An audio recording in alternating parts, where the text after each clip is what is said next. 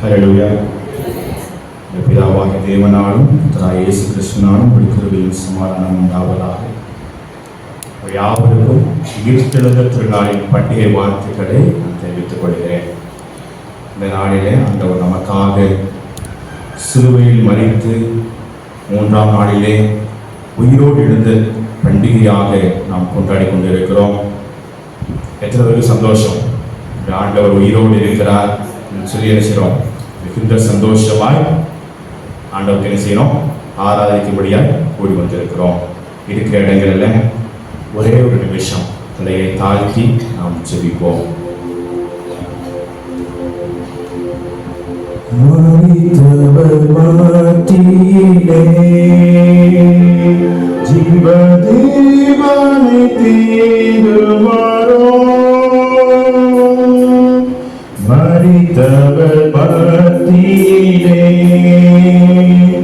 ஜீவதேவனை தேடுவாரோ, நீதியின் அதிபதி உயிர்த்தெழுந்தாரே, நித்திய நம்பிக்கை பெருகிடுதே. நீதியின் அதிபதி உயிர்த்தெழுந்தாரே, நித்திய நம்பிக்கை பெருகிடுதே.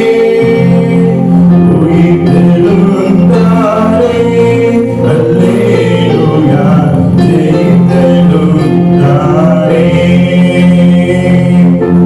உயிருடன் எழுந்த மீட்பரீசன் சொந்தமானாரே,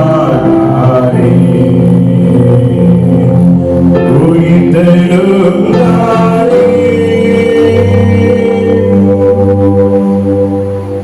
கல்லறை திறக்க காவலர் நடுங்க வல்லவர் இயேசு உயிர்த்தெழுந்து வல்ல பிதாவின் செயலை வெளிப்படுத்திய தருணத்திலே உயிர்த்தெழுந்த ஆண்டவரை தரிசிக்க வந்திருக்கிறோம். உங்களோடு பேசும், உங்களோடு இடைவெளி பண்டிகை ஆசீர்வாதங்களை சுதந்திரத்துக் கொள்ள உதவி செய்கிறார்.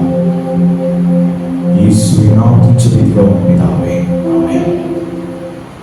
நாளிலும் உங்கள் மத்தியிலே அவருடைய வார்த்தையை பகிர்ந்து கொள்ளும்படியாக கர்த்தர் கொடுத்த மேலான கிருபைகளுக்காக நான் அவரை துதிக்கிறேன், அவரை ஸ்தோத்திரிக்கிறேன். மேலும் இந்த வாய்ப்பை கொடுத்த அன்பின் சேகர தந்தை போதக பிதாவுக்கும் சபை ஊழியர்களுக்கும் என்னுடைய உள்ளத்தின் ஆழத்திலிருந்து நன்றியை தெரிவித்துக் கொள்கிறேன். இந்த நாளில் சிந்திக்கும்படியா என்ன ஒரு ஆண்டவருடைய வார்த்தையை கொடுக்க வேண்டும் என்று சொல்லி ஆண்டவருடைய சமூகத்திலே கேட்ட பொழுது சில காரியங்களை நம்ம என்ன செய்வோம்னா, இந்த உயிர்த்தெழுந்த திருநாளை ஆசிரிக்கும் பொழுது என்ன செய்கிறோம்? அதிகமாக நாம் கேள்விப்படுகிற ஒரு காரியம், ஆண்டவருடைய கல்லறை என்ன செய்யப்பட்டிருக்கிறது? இன்றளவும் திறக்கப்பட்டிருக்கிறது. திறந்திருக்கிற ஒரே கல்லறை யாருடைய கல்லறை தான்? ஆண்டவராகிய இயேசு கிறிஸ்துவினுடைய கல்லறை. ஆண்டவர் மரித்து நம்முடைய பாவங்களுக்காக, நம்முடைய அக்கிரமங்களுக்காக, எல்லா பாவங்களையும் அக்கிரமங்களையும் அவர் தலையின் பேர் என்ன செய்தார்? விழ பண்ணினார். கெத்செமனே தோட்டத்திலேயும் அந்த பாடுகளாகிய பாத்திரத்தை ஆண்டவரின் சமூகத்தை வாங்கி எல்லாவற்றையும் நிறைவேற்றி முடித்து, பாதாளத்துடன் போர் செய்து முடித்து 3ஆம் நாளிலே ஆண்டவர் என்ன செய்தார்? உயிர்த்தெழுந்தார். ஆமென். உயிரோடு இருக்கிறாரா? நம்மோடு கூட ஜீவிக்கிறாரா? நம்முடைய ஆண்டவர் இன்றளவும் ஜீவித்துக் கொண்டிருக்கிறார். நாம் ஒவ்வொரு நாளும் ஆராதிக்கும் பொழுது, ஆலயத்தை கூடி வரும் பொழுது ஆலய மணி ஓசை கேட்கிறது. அப்படிதானே? நம்முடைய ஆண்டவர் உயிருடன் ஜீவிக்கிறார் என்பதை இந்த மணி ஓசை செய்கிறது. ஒவ்வொரு நாளும் நமக்கு நினைப்பூட்டுகிறது. இதை கேட்கிறவர்களுக்கு அந்த வார்த்தைகளை தெரிவிக்கிறது. என் தேவன் ஜீவனுள்ள தேவன், அவர் இன்றளவும் ஜீவித்துக் கொண்டிருக்கிறார். முதலாவதாக நாம் யோவான் எழுதின சுவிசேஷ புஸ்தகத்தை திருப்பிக் கொள்வோம். 20ஆம் அதிகாரத்தை எல்லாரும் பைபிளை திறந்துக்கிடுவோம்.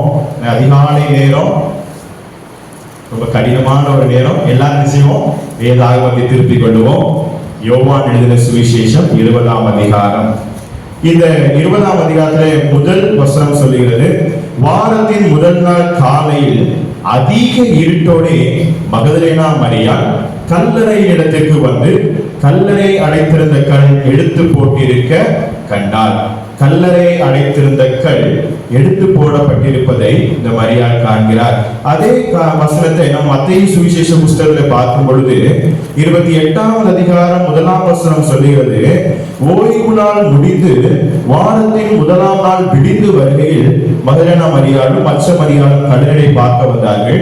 அப்பொழுது பூமி மிகவும் அதிர்படி கர்த்தருடைய தூதன் வானத்திலிருந்து இறங்கி வந்து வாசலில் இருந்த கல்லை புரட்டி தள்ளி அதன் மேல் உட்கார்ந்தான்.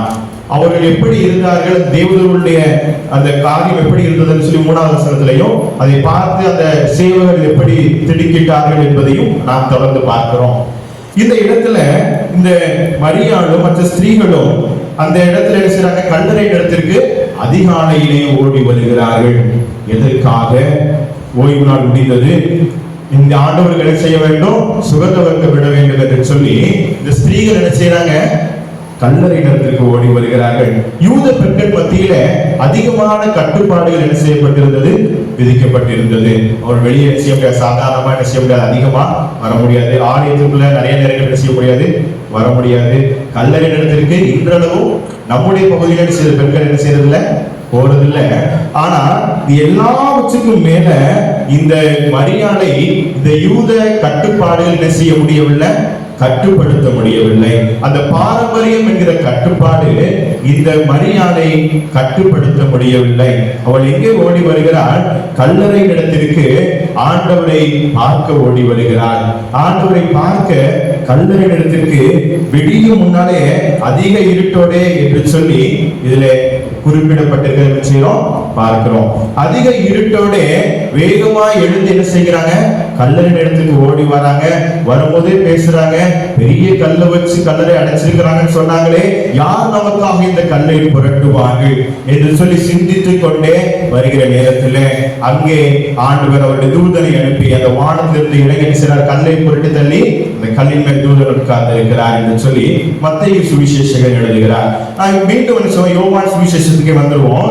இந்த பகுதியில பார்க்கும் பொழுது அந்த இடத்துல வந்து பார்த்த உடனே அங்க என்ன செய்யுது, கல் நினைச்சிருக்கு திறந்திருக்கிறத பார்த்த உடனே இந்த மரியாளுக்கு மற்ற ஸ்திரீகளுக்கும் ஒரே ஆச்சரியம், ஒரு பயம் வந்ததுனால என்ன செய்யறாங்க, திருப்பி சென்று சீஷர் இடத்துல, பேதுரு இடத்துலயும் மற்ற இயேசுவுக்கு அன்பா இருந்த யோவான் இடத்துலயும் என்ன செய்யறாங்க, வந்து சொன்ன உடனே அவங்க என்ன செய்யறாங்க, வேகமா ஓடி வந்து பார்க்கும் பொழுது கல்லறை என்ன செய்யப்பட்டிருக்கிறது, காலியா இருக்கு. கல்லறை எப்படி இருக்குது, காலியா இருக்குது. உள்ள வைக்கப்பட்டிருந்த இயேசுவின் சரீரத்தை காணவில்லை. இதை பார்த்து விட்டு அங்க என்ன செய்யறாங்க, நம்ம பார்த்தோம் அப்படின்னா 9ஆம் வசனம் 10ஆம் வசனத்துல பார்க்கும் பொழுது அவர் மரித்தோரிலிருந்து எழுந்திருக்க வேண்டும் என்கிற வேத வாக்கியத்தை அவர்கள் இன்னும் அறியாதிருந்தார்கள். பின்பு அந்த சீஷர்கள் தங்கள் இடத்திற்கு திரும்பி போனார்கள். இந்த சீஷர்கள் வந்தாங்க, ரெண்டு பேரும் இயேசுவுக்கு அன்பா இருந்த சீஷன் தான். பேதுரு அவரோடு கூட அவருடைய மார்க்கை சாய்ந்து கொண்டிருந்த சீஷன் தான். ஆனால் இந்த இடத்திற்கு வந்துவிட்டு ஆண்டவர் சொன்ன வார்த்தைகளை மறந்து போனார்கள். அவர்கள் நினைவில்லை, அவருடைய ஆவிக்குரிய கண்களும் மறைக்கப்பட்டிருந்தது. அவர்கள் பார்த்து விட்டு தங்களுடைய இடத்திற்கு நெசிட்டாங்க, திரும்பி போயிட்டாங்க. ஷாக்கா சொல்லணும்னா நெசிட்டாங்க, வந்தாங்க, பார்த்தாங்க, வீட்டுக்கு நெசிட்டாங்க, போயிட்டாங்க. இதே போலதான் இன்றளவும் நாம் என்ன செய்யறோம், ஒவ்வொரு நாளும் ஞாயிற்றுக்கிழமை என்ன செய்யணும், ஆலயத்துக்கு போகணும், என்ன செய்யணும், ஆராதனையில் கலந்து கொள்ளணும், முடிஞ்சிச்சுன்னா என்ன செய்யணும், வீட்டை பார்த்து வந்துடணும். நமக்கு என்ன செய்ய, அவ்வளவுதான், டியூட்டி முடிஞ்சு அப்படின்னு சொல்லி இன்றளவும் அநேக கிறிஸ்தவர்கள் என்ன செய்யறாங்க, இப்படிப்பட்ட ஒரு வாழ்க்கையை வாழ்ந்து கொண்டு இருக்கிறார்கள். இது இப்படிப்பட்ட சீஷர்களை போல இந்த அந்த வந்தாங்க, என்ன செஞ்சாங்க, பார்த்தாச்சு, வீட்டுக்கு போயாச்சு. எதை குறித்தும் கவலை இல்லை. என்ன ஆண்டவருக்கு சரீரம் எங்கே போனது, ஆண்டவர் பிரித்தெழுந்தாரா, அவர் என்ன நமக்கு கற்றுக் கொடுத்தார், எதை குறித்தும் சிந்திக்கவில்லை. அவர் என்ன செய்தாங்க, கல்லறை விட்டு திரும்பி அவருடைய இடத்துக்கு திரும்பி போனார்கள். ஆனா இந்த மரியாள் என்ன செய்தால், அதுக்கு அடுத்த வசனத்துல பார்க்கிறோம், மரியாள் கல்லறை வெளியே நின்று அழுது கொண்டிருந்தார். அப்படி அழுது கொண்டிருக்கையில் அவள் புரிந்து கல்லறை என்ன செய்தார் பார்க்கிறார். இந்த மரியாள் என்ன செய்யறா, இந்த சீஷர்களை போல வந்தோம் போனோம்னு சொல்லி இல்ல, ஆண்டவருடைய பாதத்தில் தரித்து நிற்க வேண்டும் என்று சொல்லி, என் ஆண்டவருக்கு என்ன ஆனதோ, என் ஆண்டவருடைய சரீரம் எங்கே என்று சொல்லி அங்கே தரித்து நின்று அழுது கொண்டிருக்கிறார், அழுது கொண்டிருக்கிறார். இந்த மரியாள் அங்கேயே நின்று மற்ற சீஷர்களை போல போகாம அழுது கொண்டிருப்பதற்கு காரணம் என்ன, மார்க் எழுதின சுவிசேஷம் அதுக்கு பதில் சொல்லுகிறது. மார்க் 16ஆம் அதிகாரம் 10ஆம் வசனத்திலே சொல்லப்பட்டிருக்கிறது, அவரிடத்திலிருந்து அவர் 7 பிசாசுகள் என்ன செஞ்சிருந்தாரு? துரத்தி இருந்தார். இந்த மகதலேனா மரியாளிடத்திலிருந்து எத்தனை பிசாசுகளை துரத்தி இருந்தார்? 7 பிசாசுகளை துரத்தி இருந்தார். சாதாரணமா ஒரு சின்ன விலகின வந்தா நம்மளால என்ன செய்ய முடியல, தாங்கிக் கொள்ள முடியல. இந்த மகதலேனா மரியாளிடத்திலிருந்து அவர் 7 பிசாசுகளை துரத்தி இருந்தார். அதற்கு நன்றி உள்ளவளாய் அந்த இடத்துல அவர் என்ன செய்கிறார்? தரித்து நிற்கிறார். அதுல நம்ம பார்த்தோம் அப்படின்னா, நம்ம அதிகமாய் மன்னிக்கப்பட்டவருக்கு அதிகமாய் என்ன செய்வாங்க? அன்பு கூறுவாங்க அப்படின்னு சொல்லி அந்த லூக்கா எழுதின சுவிசேஷம் 7ஆம் அதிகாரம் 43ஆம் வசனத்துல அதுல சீமோன் பிரதியுத்தரமாக, எவனுக்கு அதிகமாய் மன்னித்து விட்டானோ அவனே அதிக அன்பாய் இருப்பான் என்று சொல்லி இயேசுவின் உவமைக்கு பதில் சொன்னதை நம்ம செய்ய முடியும், பார்க்க முடியும். அதே போல 7 பிசாசுகளிலிருந்து விடுதலை பெற்ற இந்த மரியாள் ஆண்டவருக்காக அந்த கல்லறையில் இடம் செய்து கொண்டிருக்கிறார், அழுது கொண்டிருக்கிறார். மரியாள் அதில் என்று அழுது கொண்டிருக்கிற அந்த செய்தி நமக்கு என்ன காரியத்தை கற்றுக் கொடுக்கிறது? முதலாவதாக the Mary at the tomb, கல்லறையில் மரியாளுடைய செய்தி என்ன, அதிலிருந்து நாம் கற்றுக்கொள்வது என்ன என்று சொல்லி சிந்திக்கும் பொழுது, நாம் தேவ சமூகத்தில் மேலோட்டமாய் அல்ல, அவருடைய சமூகத்தில் உறுதியாய் தரித்து நிற்க வேண்டும் என்று சொல்லி இங்கே நமக்கு கற்றுக் கொடுக்கப்படுகிறது. அதிகமாய் அன்பு ஆண்டவருக்கு நாம் செலுத்த வேண்டும் சொன்னா நாம் அதிகமாய் என்ன செய்திருக்கிறோம்? அவருடைய கிருபைகளை பெற்றிருக்கிறோம். அப்ப கண்டிப்பா என்ன செய்யணும்? அதிகமான அன்பு அவருக்கு நாம் செலுத்த வேண்டும். இன்மைக்காக மாத்திரம் நாம் ஆண்டவரை தேடுவோம் சொன்னா மிகவும் பரிதபிக்கப்பட்ட நிலைமையில் இருப்போம் சொல்லி நாம் 1 கொரிந்தியர் 15ஆம் அதிகாரம் 19ஆம் வசனத்தில் என்ன செய்கிறோம்?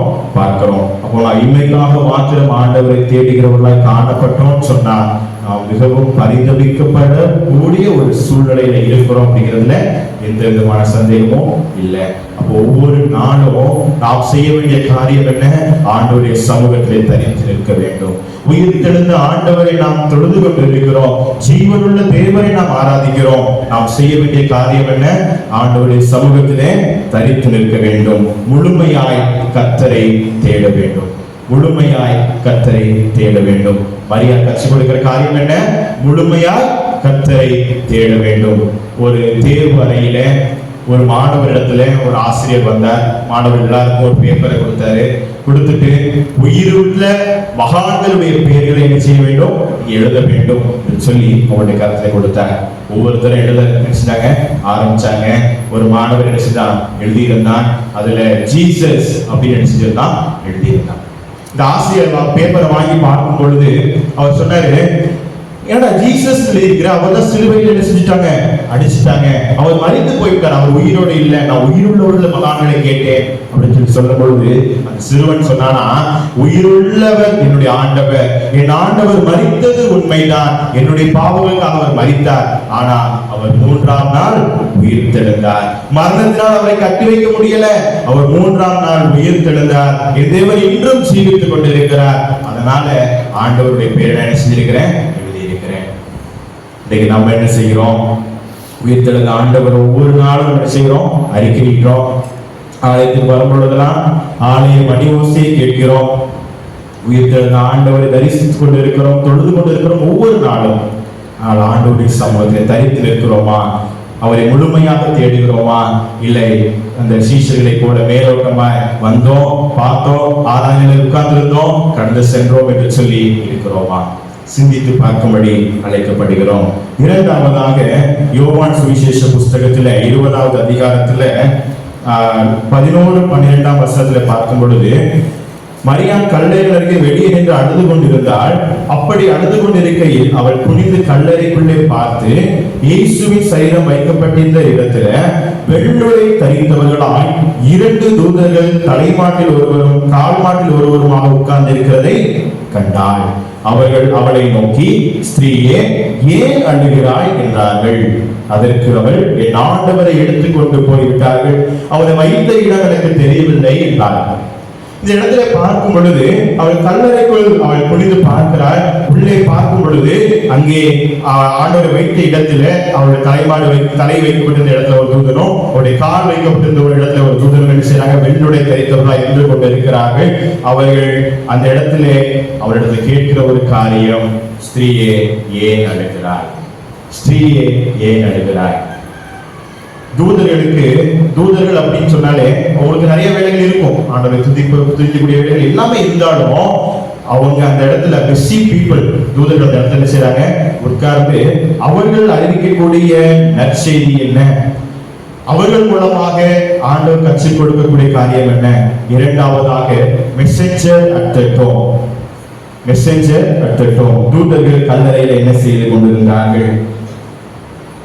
அவர்கள் நம்பிக்கையூட்டும் நற்செய்தியை அறிவித்துக் கொண்டிருந்தார்கள் என்று சொல்லி நாம் பார்க்கிறோம்.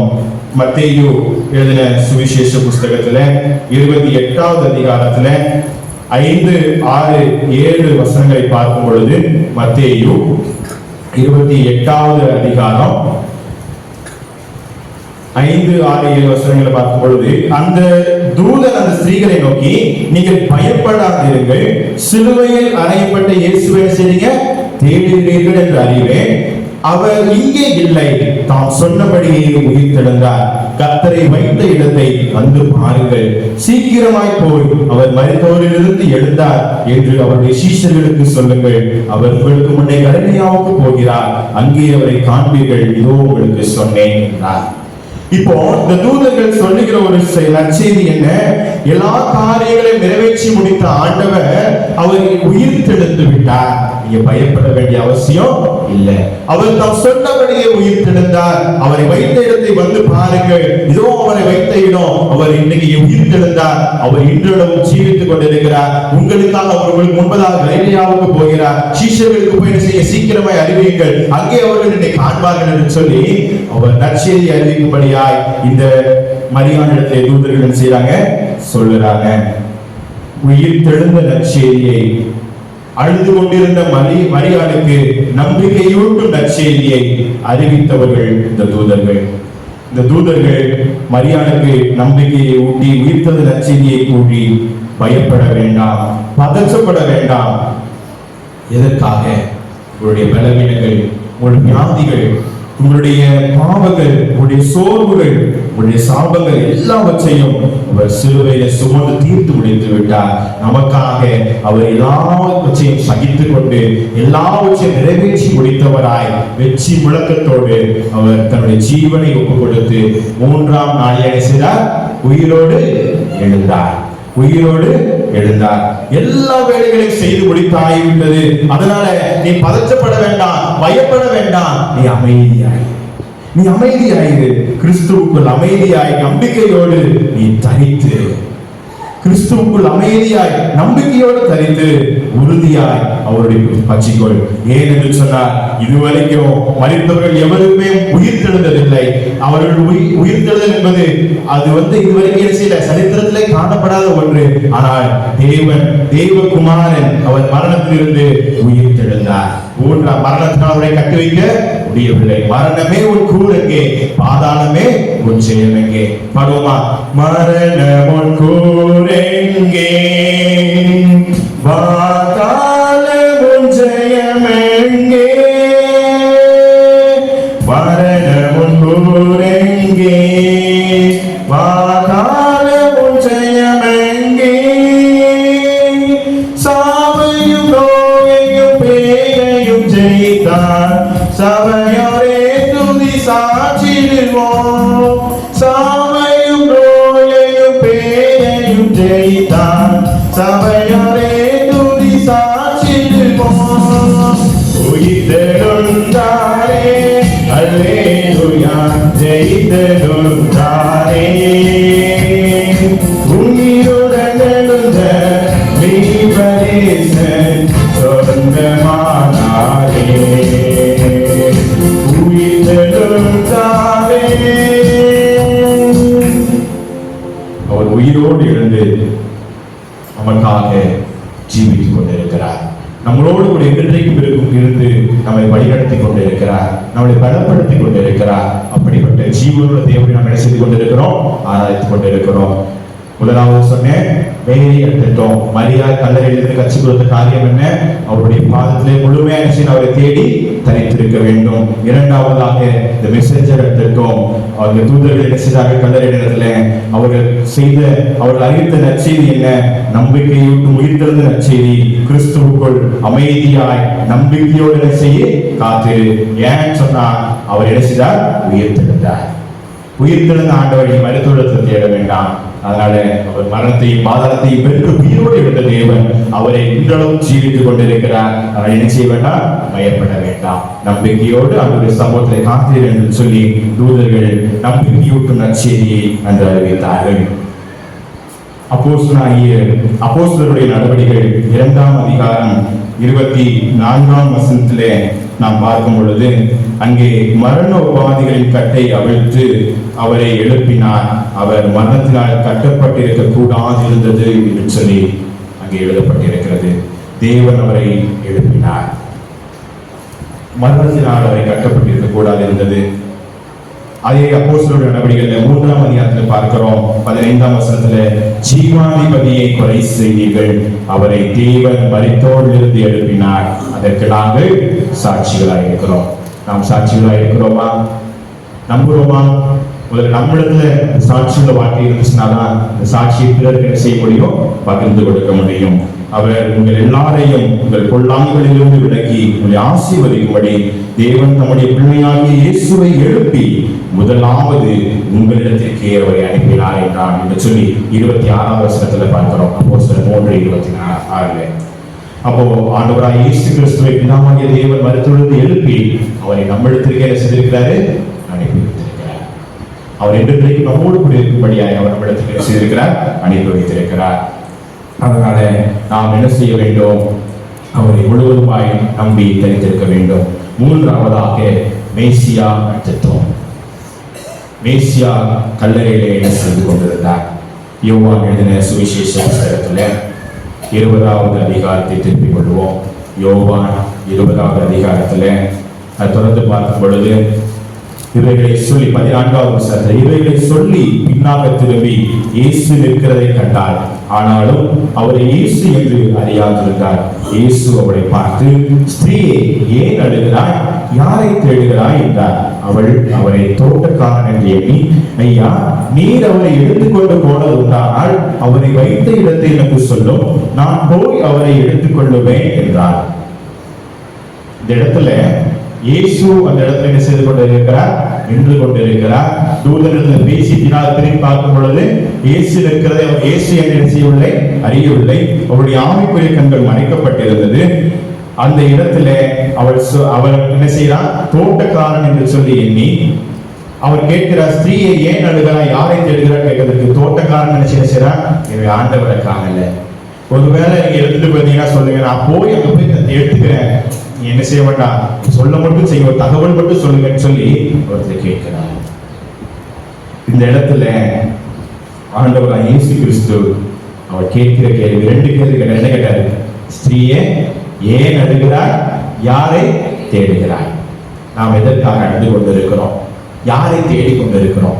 இன்றைக்கு நம்மை பார்த்து ஆண்டவர் கேட்கிறார், ஸ்திரீயே, ஏன் அழுகிறாய்? யாரை தேடுகிறாய்? அன்பான பிள்ளைகளே, பிரியமானவர்களே, ஏன் அழுது கொண்டிருக்கிறோம்? யாரை தேடிக் கொண்டிருக்கிறோம்? எங்கே தேடிக் கொண்டிருக்கிறோம்? நம்ம உலக பிரகாரமான காரியங்களுக்காக என்ன செய்யறோம்? அநேக நேரத்துல அழுது கொண்டிருக்கிறோம். இந்த உலகத்தின் சிற்றின்பங்களை நினைத்து அநேக நேரத்துல ஆண்டவருடைய சமூகத்திலே அழுவதை விட பிறருடைய சமூகத்தில் என்ன செய்யறோம்? பிறர்கிட்ட போய் என்ன செய்யறோம்? அழுது வேதனையை தெரிவிக்கிறோம். ஆண்டவர் சமாதானத்தை எங்கே தருவார்? என் தேவன் எங்கே இருக்கிறார் சொல்லி தேடிக்கொண்டு இருக்கிறோம். சென்னையில சின்னமலைங்கிற பகுதிகள் தெரிஞ்சிருக்கும், அப்படிதானே? தாமஸ் மவுண்டன் சொல்லுவாங்க. அங்க இருக்கிறவங்க எல்லாம் என்ன செய்யறாங்க? ஆண்டவரை தேடி என்ன செய்யறாங்க? வேன் பிடிச்சி வேளாங்கண்ணிக்கு போறாங்க. இங்க இருக்கிறவங்க என்ன செய்யறாங்க? ஆண்டவரை தேடி வேன் பிடிச்சி சின்னமலைக்கு போறாங்க. இப்படி நம்ம என்ன செய்யறோம்? சிலர்ல வேன் பிடிச்சி புனித தலங்களுக்கு போய் என்ன செய்யறோம்? அப்படியாவது ஆண்டவர் செஞ்சதை பாத்திரம் சொல்லி அநேக கிறிஸ்தவ மக்கள் மத்தியிலையும் இப்படிப்பட்ட சூழ்நிலை நிலவுகிறது. எங்கே தேடிக்கொண்டிருக்கிறோம்? எங்கே தேடிக்கொண்டிருக்கிறோம்? ஆண்டவர் அது ஆறுதல் தர வேண்டும், சமாதானம் தர வேண்டும் என்று சொல்லி மனிதர்களிடத்திலே ஆறுதலையும் சமாதானத்தையும் தேடிக்கொண்டிருக்கிறோம். என்ன தேடிக்கொண்டிருக்கிறோம்? எங்கே தேடிக்கொண்டிருக்கிறோம்? வெறுமையான இடங்கள்ல இந்த உலகத்துல எல்லாவற்றையும் தேடுறோம்னு சொன்னா எதையுமே பெற்றுக்கொள்ள முடியாது என்று சொல்லி இங்கே மேசியா கற்றுக் கொடுக்கிறார். வெறுமையான கல்லறை இடத்துல போய் ஆண்டவர் வீட்டுல ஆண்டவரை தேடியே, வெறுமையான கல்லறை இடத்துல போய் உயிர்த்தெழுந்த ஜீவனோடு இருக்கிற ஆண்டவரை தேடுகிறாயே மரியாதை, நான் உயிரோடு இருக்கிறேன் என்று சொல்லி எதற்காக அழுது கொண்டு இருக்கிறாய்? யாரை தேடிக்கொண்டு இருக்கிறாய்? அந்த இடத்துல அவளுக்கு தெரியல, நம்ம அவரை தான் தேடிட்டு இருக்கோம், அவர் தான் நம்மகிட்ட பேசிட்டு இருக்கிறார்கள், அவரால் உணர்ந்து கொள்ள முடியவில்லை. அங்கே அடுத்து ஆண்டவர் இயேசு கிறிஸ்து சொல்றாரு, இயேசு அவரை நோக்கி மரியாதை என்றார். மரியாதை என்றார். அவள் திரும்பி பார்த்து ரபுனி என்றார். அதற்கு போதகரே என்று அர்த்தமா. ஆண்டவராய் இயேசு கிறிஸ்துவை நாம் அவருடைய சமூகத்திலே அமர்ந்திருந்து நம்பிக்கையோடு தேடும் பொழுது அவர் சொல்லுகிற வார்த்தை யோவான் 14:6 நானே வழியும் சத்தியமும் ஜீவனுமாயிருக்கிறேன். அதே 11வது அதிகாரத்துல பார்த்தோம் அப்படின்னு சொன்னா 25வது வசனத்துல நானே உயிர்த்தெழுதலும் ஜீவனுமாயிருக்கிறேன். அப்ப நம்ம யாரை தேடிக்கொண்டிருக்கிறோம்? எங்கே தேடிக்கொண்டிருக்கிறோம்? அந்த காரியங்களை முன்பதாக அவர் என்ன செய்திருக்கிறாரு? அறிவித்திருக்கிறார். நான் தான் வழி, நானே சத்தியம், நானே ஜீவன். என்னை விசுவாசிக்கிறவன் மரித்தாலும் பிழைப்பான். நானே உயிர்த்தெழுதலும் ஜீவனுமாக இருக்கிறேன். நானே ஜீவன் அப்பமாக இருக்கிறேன். நானே நான் உங்களுக்கான எல்லாமா இருக்கிறேன் என்று சொல்லி அவர் முன்பதாக சொல்லி இருந்தோம். இந்த மக்களுடைய கண்கள் மறைக்கப்பட்டிருந்தது. அப்படி மறைக்கப்பட்டிருக்கும் பொழுது அவர் என்ன செய்கிறார்? அவர் நம்மை பெயர் சொல்லி அழைக்கிறார். நம்மை பெயர் சொல்லி அழைக்கிறார். நமக்கு என்ன தேவை என்பதை அவர் அறிந்திருக்கிறார். நம்ம யாரை தேடிக்கொண்டிருக்கிறோம்? ஒரு வேடிக்கையாக ஒரு கதை சொல்லுவார்கள். ஒரு ராஜா என்ன செய்வானா, அவன் நகரோட என்ன செய்வானா, அடிக்கடி வருவான். அவருடைய வாசலில, அரண்மனை வாசலில 2 பிச்சைக்காரர்கள் இருந்தார்கள். அவர்கள் தர்மம் கேட்டுக்கொண்டு நாடோறும் அந்த வாசலில் உட்கார்ந்து இருப்பார்கள். முதலாவது உட்கார்ந்து இருக்கிறவன் சொல்லுவான், ராஜா வரும்போது, சர்வ வல்லமை பொருந்திய தேவன் உமக்கு அருள் செய்வாராக, எல்லாம் மேன்மைப்படுத்தி ஆண்டவர் உன்னை ஆசீர்வதிப்பாராக என்று சொல்லி அந்த ராஜாவை வாழ்த்துவான். இரண்டாவது இருக்கிற அந்த பிச்சைக்காரன் கேட்டு சொல்லுவானா, ராஜாவே நீ ஒருவர் தான் மேன்மை உள்ளவர். இப்ப இந்த ராஜா ஒவ்வொரு நாளும் வரும்போது இந்த 2 பேரும் செய்றாங்க, இப்படி அவரை வாழ்த்தி கொண்டே இருக்கிறாங்க. இந்த ராஜாக்கு யாரை பிடிக்க வைப்போம்? நம்மளால நமக்கு யாரை பிடிக்கும்? ராஜாவுக்கு இந்த இரண்டாவது பிச்சைக்காரன் பிடிச்சிருச்சு. நம்மளை பத்தி எப்பவும் உழுந்துகிட்டே இருக்கிறான். இவருக்கு ஒரு பரிசு கொடுக்க வேண்டும் என்று சொல்லி இந்த ராஜா அவனுடைய மந்திரியை அழைத்தார். அவனுக்கு ஒரு பரிசு கொடுக்க வேண்டும். அவன் நாடோடு என்ன செய்யறான்? அதை வாழ்த்தி கொண்டே இருக்கிறான், என்னை உயர்த்தி பேசிக்கொண்டே இருக்கிறான். அவனுக்கு ஒரு பரிசு கொடுக்கணும்னு சொல்லி ஒரு நல்ல சாப்பாடு வச்சு பேக் பண்ணு, அதுல உள்ள ஒரு விலை உயர்ந்த ஒரு வைரக்கல்லை செய்து வைத்து விடு அப்படின்னு சொல்லி அவன் சொன்ன உடனே மந்திரி நீட்டா பேக் பண்ணி கொண்டு வந்தான். இதை கொண்டு போய் என்ன செய்யணும்? அந்த முதல் பிச்சைக்காரன் என்ன செஞ்சால கொடுத்துறாரு. யாருக்கு கொடுக்கணும்? இரண்டாவது பிச்சைக்காரன். அவன் தான் என்னை பத்தி என்ன செஞ்சுட்டு இருக்கிறான்? பெருமையா பேசிக் கொண்டு இருக்கிறான், என்னை சந்தோஷப்படுத்துகிறான் என்று சொல்லி ராஜா சொல்லி அனுப்பி வைக்கிறார். உடனே மந்திரி வந்தாரு. வந்த உடனே சில கரெக்டா அவன் கையில என்ன செஞ்சாரு? கொடுத்தாரு. கொடுத்த உடனே என்னடா இது, ராஜா ஒரு நல்ல பரிசா தருவாருன்னு பார்த்து என்ன கொடுத்திருக்காரு? சோறு கொடுத்திருக்கிறாரு. சரி, இப்ப பசிக்கு கொஞ்சம் சாப்பிடுவோம்னு சொல்லி சாப்பிட்டான். பாதி சாப்பிடுறதுக்குள்ள அவனுக்கு என்ன செஞ்சிருச்சு? வயிறு நடந்துருச்சு. பார்த்தான், பக்கத்துல இருக்கிற பிச்சைக்காரனும் பார்த்துட்டே இருக்கிறான். சரி, இந்த மீதி இருக்க சோறை நீ சாப்பிடு. ராஜா சோறு தான் கொடுத்துருக்காரு, பெருசா ஒன்றும் தரல. நீ பெருசா ராஜா பரிசு கொடுத்துறாச்சுன்னு நினைச்சிடாத. நானும் உன்னை மாதிரி இங்கதான் உட்கார்ந்துருக்க வேண்டியிருக்கு. கொஞ்சம் சோறு வேணா நினைச்சிக்க, நீ கொஞ்சம் சாப்பிடுன்னு நினைச்சுட்டா கையில கொடுத்தான். மந்திரி நினைச்சு கொண்டு இருக்கிறார், இதை பார்த்து கொண்டே இருக்கிறார். அவன் நினைச்சான், மந்திரி ஒன்றும் சொல்லல, உள்ள பரிசு இருக்குன்னு நினைச்சல சொல்லல, ராஜா சொல்லக்கூடாதுன்னு சொல்லி இருக்கிறார். சாப்பிட்டு முடிச்சுட்டு இவன் செஞ்ச பாதிய அவன்கிட்ட கொடுத்துட்டான். அவன் சாப்பிட்டு முடிச்சுட்டு உள்ள இருக்க வீரர்களை பார்த்துட்டு ஆச்சரியத்தை நினைச்சுட்டான். ஆண்டவரே உங்களுக்கு ஸ்தோத்திரம், ஆண்டவரே உங்களுக்கு ஸ்தோத்திரம் அப்படின்னு சொல்லிட்டு நினைச்சுட்டான். எஞ்சி போயிட்டான். மந்திரி ஒண்ணு என்ன சொல்லலே தெரியல. கிளம்பி வந்தான் ராஜா கிட்ட. ராஜா, நீங்க வயிறுகள் யாருக்கு கொடுக்க சொன்னீங்க? அவனுக்கு கொடுக்க சொன்னீங்க. ஆனா ஆண்டவர் என்ன செஞ்சார் தெரியுமா? அவனுக்கு கொடுத்துட்டாரு. நம்ம யாரை மகிமைப்படுத்திக் கொண்டிருக்கிறோம்? யாரை மகிமைப்படுத்திக் கொண்டிருக்கிறோம்? மனிதன் முன்பதாக முகஸ்துதியை விரும்பிக் கொண்டிருக்கிறோமா? அல்ல தேவனை ஒவ்வொரு நாளும் மகிமைப்படுத்திக் கொண்டிருக்கிறோமா? சிந்தித்து பார்க்கும்படியாக நாம் அழைக்கப்படுகிறோம். ஒவ்வொரு நாளும் அவர் நம்மிடத்துல கேட்கிற காரியம் என்ன? யாரை தேடிக்கொண்டிருக்கிறீர்கள்? யாரை தேடிக்கொண்டிருக்கிறீர்கள்? எங்கே தேடிக்கொண்டிருக்கிறீர்கள்? அவர் நம்மை பெயர் சொல்லி அழைக்கிற தேவனாய் இருக்கிறார். மரியாதை என்று சொல்லி அவர் அழைத்த உடனே, மரியாதை சொன்ன உடனே என்ன செஞ்சிச்சு? அவளுக்கு ஞாபகம் வந்துவிட்டது. இது அங்கேயோ கேட்ட ஒரு சத்தம். வேதாகம் சொல்கிறது, நாடுகளின் சத்தத்தை அறிந்திருக்கிறபடியால் அவர்கள் எனக்கு செவி கொடுக்கும். ஆண்டவருடைய சத்தத்தை அவர் அறிந்திருந்தபடியால் அவர் போதகரே என்றார். அந்த இடத்துல 17வது வசனத்துல நாம் பார்க்கிறோம், என்னை தொட்டாதே, என்னை தொடாதே, நான் என் பிதாவினிடத்திற்கு ஏறி போகவில்லை, நீ என் சகோதரனிடத்திற்கு போய் நான் என் பிதாவினிடத்திற்கும் உங்கள் பிதாவினிடத்திற்கும் என் தேவனிடத்திற்கும் உங்கள் தேவனிடத்திற்கும் ஏறி போகிறேன் என்று அவர்களுக்கு சொல் என்றார். எதற்காக தொடாதுன்னு சொன்னார்? இன்னைக்கு யோசிச்சு பார்த்திருக்கோமா? உயிர்த்தெழுந்த ஆண்டவர் தரிசித்து விட்டார் இந்த மரியா. சந்தோஷத்தின் போதிப்பில் என்ன செய்யறா? தொட போறா. அங்க அவர் சொன்ன காரியம் என்ன? தொடாதே, டோன்ட் டச். எதுக்காக தொடக்கூடாதுன்னு சொன்னாரு? 1 கொரிந்தியர் 15வது அதிகாரத்துல நாம் எடுத்துக்கொள்வோம். 1 கொரிந்தியர் 15வது அதிகாரத்துல 23ஆம் வசனம் சொல்லுகிறது, அவனவன் தன் தன் வரிசையிலே உயிர்ப்பிக்கப்படுவான், முதல் பலனானவர் கிறிஸ்து. முதல் பலனானவர் கிறிஸ்து. மரித்தோரிலிருந்து எழுந்து முதல் பலனாக உயிர்த்தெழுந்த, முதலாவது உயிர்த்தெழுந்த ஒரே ஆயார் தான் கிறிஸ்து தான். முதல் பலனாகி கிறிஸ்து என்ன செய்ய வேண்டும்? ஆண்டவருடைய சமூகத்திலே அசைவாடப்பட வேண்டும். அதை பழைய ஏற்பாட்டில் பார்க்கும் பொழுது லேவியர் ஆகமத்தின் புஸ்தகம் அதுதான் என்ன செய்கிறது? நமக்கு கற்றுக் கொடுக்கிறது. லேவியர் ஆகமம் 23ஆம் அதிகாரத்தை எடுத்துக்கொள்வோம். அங்கே 10-11வது வசனங்களில், நீ இஸ்ரவேல் புத்திரரோட சொல்ல வேண்டியது என்னவென்றால், நான் உங்களுக்கு கொடுக்கும் தேசத்தில் நீங்கள் போய் சேர்ந்து அதன் வெள்ளாண்மையை அறுக்கும் பொழுது உங்கள் அறுப்பின் முதல் பலனாகிய ஒரு கதிர்கட்டை ஆசாரியத்தில் கொண்டு வர கடவீர்கள். உங்களுக்காக அது அங்கீகரிக்கும்படி ஆசாரியன் அந்த கதிர்கட்டை ஓய்வு நாளுக்கு மறுநாளில் கர்த்தருடைய சன்னதியில் அசைவாட்ட வேண்டும். முதல் பலனான காரியங்கள் எல்லாமே யாருக்குரியது?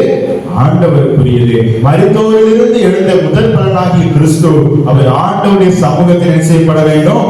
ஓய்வு நாளுக்கு மறுநாளில கர்த்தருடைய சன்னதியில் அசைவாட வேண்டும். அப்படி அசைவாடப்படும் பொழுது கர்த்தர் அந்த காணிக்கையை அங்கீகரிப்பார் என்று சொல்லி இந்த லேவியர் ஆகமத்தின் புஸ்தகத்தில் இஸ்ரவேல் மக்களுக்கு அவர் என்ன செய்தார்? கற்றுக் கொடுத்திருந்தார். அதைத்தான் இங்கே நிறைவேற்றுகிறார். நான் என்ன செய்யணும்? இந்த ஓய்வு நாளுக்கு மறுநாள் காலையில இவ்வளவு நடக்குது.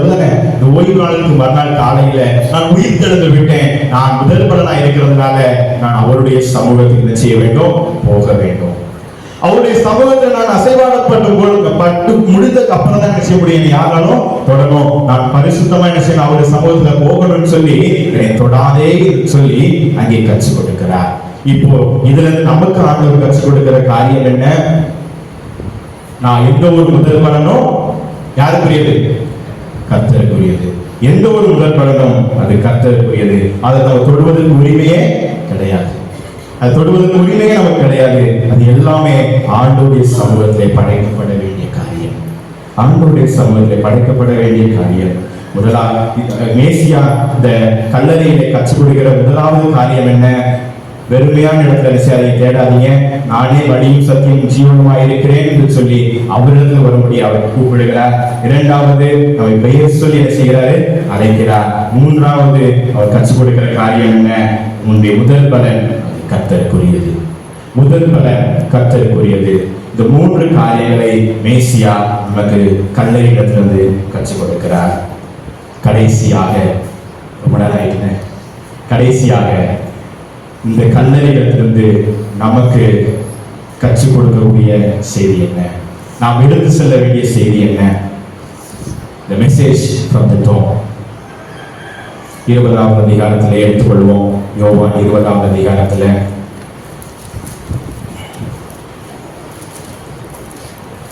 18வது வசனத்தை பார்க்கும் பொழுது, மகதலேனா மரியாள் போய் தான் கர்த்தரை கண்டதையும் அவர் தன்னுடனே சொன்னவைகளையும் சீஷருக்கு அறிவித்தார். அறிவிக்கும்படி கடந்து செல்ல வேண்டும். ஒரு பண்டிகை நாள் வந்தது. போதகர் செய்தி கொடுப்பதற்கு ஆயத்தமானார். ஃபுல் ஃபீட்டில் ஏறினாரு. ஏறிட்டு செய்தி கொடுப்பதற்கு முன்பதாக என்ன செய்றாரு? மக்கள் எல்லாரையும் பார்த்தாரு. தலையை சீவினாரு. பவுடர் போட்டாரு. பவுடர் எல்லாரும் என்ன செய்றாங்க பார்த்தாரு. என்னடா இது, ஃபுல் ஃபீட்டில் ஏறி நின்றுக்கிட்டு தலைச்சீவி பவுடர் சிங்காரிச்சு கொண்டு இருக்கிற இந்த போதகர் என்ன நினைத்துக் கொண்டு இருக்கிறார் என்று சொல்லி மக்கள் மத்தியிலே சலசலப்பு எழுந்தது. போதகர் பார்த்து கொண்டே இருந்தார். தலையை செய்ய முடிச்சுட்டு சரி இந்த செய்தியை கேட்போம் என்று சொல்லி கர்த்தருடைய வார்த்தையை பகிர்ந்து கொண்டார். ஆராதனை முடிந்தது. அன்னைக்கு அந்த நேரத்துல இருந்தே எல்லா பக்கம் என்ன செய்ய ஆரம்பிச்சாச்சு, எழுத ஆரம்பிச்சாச்சு. இந்த போதகர் இந்த ஆலயத்துல மேல புல் வீட்டுல ஏறி நின்றுட்டு என்ன செஞ்சாரு, தலை சீவினாரு, அவர் பவுடர் போட்டாரு அப்படின்னு சொல்லி எல்லா சோசியல் மீடியால என்ன செஞ்சாச்சு, செய்தி அனுப்பியாச்சு. வாட்ஸ்அப்ல போகுது, பேஸ்புக்ல போகுது, ட்விட்டர்ல போகுது, நியூஸ்ல வந்து என்ன செஞ்சாச்சு, வந்தாச்சு. ஒரு வாரம் ஆச்சு. அடுத்த வாரம் வந்தது. அதே போல போதகர் புல் வீட்டுல ஏறினாரு. ஏறிட்டு சொன்னாரு, ஒரு வாரத்துல நான் தலைச்சீவி பவுடர் போட்ட கொள்வீட்டில் இருக்குன்னு சொல்லி எல்லாருக்கும் என்ன செஞ்சீங்க, எல்லா பக்கமும் என்ன செஞ்சாச்சு, அறிவிச்சாச்சு. ஆனா தேவன் உயிரோடு இருக்கிறார். உயிர் தெழுந்த ஆண்டவரை தரிசித்துக் கொண்டு இருக்கிறோம் ஒவ்வொரு நாளும். ஆனா 2000 ஆண்டுகளுக்கு முன்பதாக ஆண்டவர் நமக்காக மரித்து உயிர் தெழுந்தார் என்கிற இந்த சுவிசேஷம் நம்முடைய சபையின் வாசலை விட்டு கடந்து செல்லாததற்கு காரணம் என்ன என்று சொல்லி படித்து கொண்டார். எது தேவையோ அதை நம்ம என்ன செஞ்சிடறோம், சொல்ல மறந்துடுறோம். தேவையில்லாத காரிய செய்திகளை பரப்பி கொண்டு இருக்கிறோம். ஆண்டவர் சொல்லுகிறார், ஆண்டவர் உயிர் தெழுந்தார் என்கிற செய்தியை நீங்க சர்வ சிருஷ்டிக்க செய்யுங்க, அறிவிக்க வேண்டும். சகல ஜாதியாரும் சீஷராக்குங்க, பிதா குமாரன் பரிசுத்தாவின் நாமத்தினால ஞானஸ்தானம் கொடுங்கன்னு சொல்லி நமக்கு கற்றுக் கொடுத்து இந்த உயிர் தெழுந்த ஆண்டவரை நம்ம மறந்து விட்டு அதை விட்டு இன்னைக்கு செய்தி கொடுக்க வந்தவர் என்ன செஞ்சாரு, அவர் என்ன ட்ரெஸ் போட்டுட்டாரு, அவர் என்னெல்லாம் பவுடர் போட்டுட்டாரா, கண்ணாடி போட்டுட்டாரா, அவர் என்ன பண்ணாருன்னு சொல்லி எல்லா செய்திகளையும் நாம் பரப்பி கொண்டு இருக்கிறோம். உயிருள்ள தேவனை ஆராய்ந்து கொண்டு இருக்கிற நாம் உயிருள்ள தேவனை, தேவன் ஜீவிக்கிறார் என்று சொல்லி மற்றவர்களுக்கு அறிவிக்க தவறி விடுகிறோம். இதைத்தான் ஆண்டவர் கற்றுக் கொடுக்க விரும்புகிறார். சொல்ல வேண்டியதை நாம் சொல்ல வேண்டும். இந்த காலத்திலே மௌனமாயிருந்தால் இந்த தேசத்துக்கு ரட்சிப்பு எங்கிருந்து வரும்? ஒருவேளை நம்ம இந்த இடத்துல உட்கார்ந்து இருக்கிறோம், நம்முடைய முன்னோர்கள் ஆண்டவரை பற்றி அறியாத நாட்களிலே ஒருவேளை வேலை நாடுகளிலிருந்து மிஷினர்கள் வராமல் இருந்தார். அவர்கள் நம்ம மேல் அக்கறை கொண்டு நம்ம இடத்துல சுவிசேஷ அறிவிக்க வந்ததுனால நம்ம இன்னைக்கு உட்கார்ந்து இருக்கிறோம். அவர்கள் வந்ததுனால நம்ம இன்னைக்கு கல்வியை பெற்றிருக்கிறோம். அவர்கள் வந்ததுனால் நம்ம இன்னும் ஜீவித்துக் கொண்டு இருக்கிறோம். உயிருள்ள தேவனை அறிந்து கொண்டோம். இதை அறிவிக்கும்படி ஆண்டவர் விரும்புகிறார். நற்செய்தியை அறிவிக்கும் நாள், இந்த நற்செய்தியை அறிவிக்கும் நாள். இந்த காலத்தில் மௌனமாக இருந்தால் நம்முடைய தேசத்தை ரட்சிப்பு வேறு ஒரு இடத்துல கிளம்பும். அன்னைக்கு நம்முடைய நிலைமை புரிந்தளிக்க முடியாது. உயிர் திறந்த திருநாளில் ஆண்டவரின் சமூகத்துக்கு வந்திருக்கிற நாம் என்ன செய்ய வேண்டும்? இன்றைய நாள் திருவசனத்தை எடுத்துக்கொள்வோம். மத்தேயு சுவிசேஷ புஸ்தகத்தில் 28வது அதிகாரம் 7-8 வசனங்களை பார்ப்போம். சீக்கிரமாய் போய் அவர் மரித்தொழிந்து எழுந்தார் என்று அவர் விசேஷத்துக்கு சொல்லுங்கள். அவர் உங்களுக்கு முன்னே கரையாக போகிறார், அங்கே அவரை காண்பீர்கள், இதோ உங்களுக்கு சொன்னேன் என்றான். 28வது வசனம், அவர்கள் பயத்தோடும் மகா சந்தோஷத்தோடும் கல்லறையை விட்டு சீக்கிரமாய் புறப்பட்டு அவருடைய சீஷர்களுக்கு அறிவிக்க ஓடினார்கள். அவருடைய சீஷர்களுக்கு அறிவிக்க ஓடினார்கள். மகா சந்தோஷத்தோட அந்த இடத்துல என்ன செய்றாங்க, ஓடி போய் சீஷருக்கு அறிவிக்க போனாங்க. நாம் என்ன செய்து கொண்டிருக்கிறோம்? ரோமர்கள் நிறுவனத்தில் 10வது அதிகாரம் 14ஆம் வசனம் சொல்லுகிறது, அவரை விசுவாசியாதவர்கள் எப்படி அவரை தொடர்ந்து கொள்ளுவார்கள்? அவரை குறித்து கேள்விப்படாதவர்கள் எப்படி விசுவாசிப்பார்கள்? பிரசங்கிக்கிறவர்கள் இல்லாவிட்டால் எப்படி கேள்விப்படுவார்கள்? அனுப்பப்படாவிட்டால் எப்படி பிரசங்கிப்பார்கள்? நாம் செய்ய வேண்டிய காரியம் என்ன? ஆண்டவருடைய நற்செய்தியை அறிவிக்க வேண்டும். உயிர்த்தெழுந்த ஆண்டவர் இன்னும் ஜீவிக்கிறார் என்பதை நாம் அவருக்கு மற்றவர்களுக்கு அறிவிக்க வேண்டும். உயிர்த்தெழுந்த ஆண்டவர் இந்த திறந்த கல்லறையின் மூலமாக நம்ம கற்றுக் கொடுக்கிற காரியம் என்ன? மேரி எட்டோ கல்லறையில் மரியாதை கற்றுக் கொடுத்த காரியம் என்ன? முழுமையாக அவரை தேட வேண்டும். 2வது தூதர்கள் கற்றுக் கொடுத்த காரியம் என்ன? இங்கேயும் சின்ன தேடாதீங்க, அவருடைய சமூக அவருடைய நம்பிக்கையா என்ன செய்ய உயிர்த்தெழுந்த ஆண்டவரே உயிர்த்தெழுந்தோடு என்ன செய்ய தேடுங்க, நம்பிக்கையோட அமைதியா என்ன செய்ய காத்திருங்க. மூன்றாவது மேசியா சொல்லி கட்சி கொடுக்கிறார், நானே வழி சத்தியம் ஜீவனமாய் இருக்கிறேன், என்னை விசுவாசத்தை மரித்தார் என்ன செய்வான் பிழைப்பா, உங்களை பேர் சொல்லி அழைத்திருக்கிறேன். உங்களுக்கு முதல் பிறநாள் எல்லாம் எனக்கு யாருக்குரியது? கர்த்தருக்குரியது. அது மட்டும் இல்ல, இந்த கல்லறையிலிருந்து நமக்கு செய்ய வேண்டிய காரியம் என்ன? இந்த மெசேஜ் வந்திருக்கும் கல்லறையிலிருந்து புறப்பட்ட நற்செய்தி, அவர் உயிரோடு இருக்கிறார், அவர் உயிர்த்தெழுந்தார். பாதாளத்தில் அவரை அடக்கி வைக்க முடியவில்லை, அவர் இன்றளவும் ஜீவித்துக் கொண்டிருக்கிறார். உங்களுக்காக எனக்காக அவர் பரத்துக்கேறி பரிசுத்த ஆவியானவரையும் அனுப்பியிருக்கிறார். அதை உணர்ந்தவர்களாய் இங்கே இருக்கிற இடங்கள்ல தன்னை தாழ்த்துவார். வேண்டாம் வேண்டாம் அழுதிட வேண்டாம், ஓடி உரைத்திடவோ. வேண்டாம் வேண்டாம் அழுதிட வேண்டாம், ஓடி உரைத்திடவோ. நாம் கூறினவாவை விழித்தர கல்லறை போகுகளிலே அவருக்கு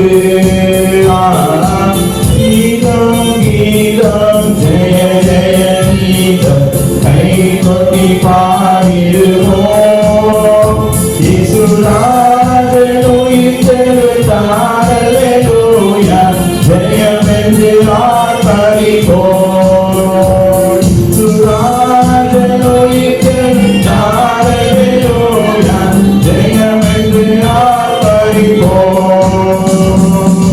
வாசல் நிலைகளை உயர்த்தி நடப்போம், வருகிற ஜெய வீரன்.